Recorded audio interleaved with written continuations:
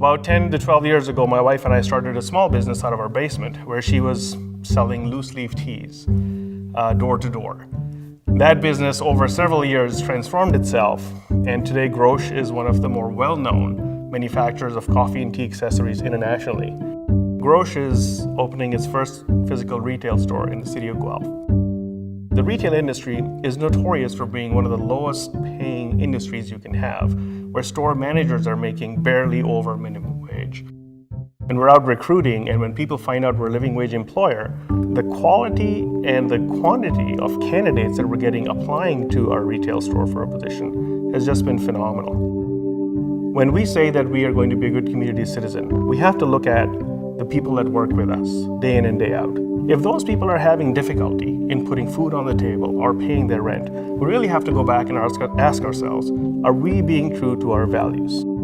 By helping them alleviate these concerns of taking care of the basics, now we're not talking about a luxury wage, we're talking about a living wage. They're able to focus on their work.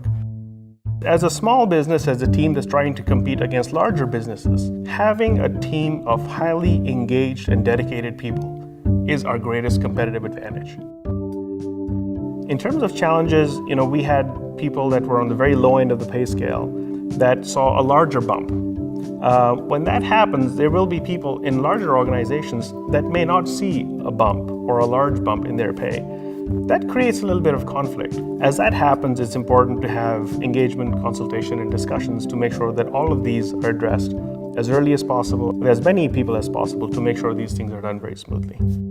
When you make that investment in your people, you're telling your people that you actually care about them as human beings.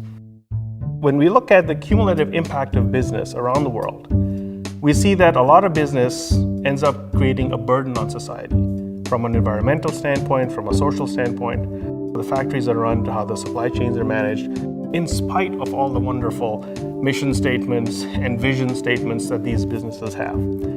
So I was looking to be able to demonstrate to small and large businesses that you can actually create and run a business that is ethical in how it's run, that treats its people well, that produces quality products, and by virtue of doing good, it is more successful.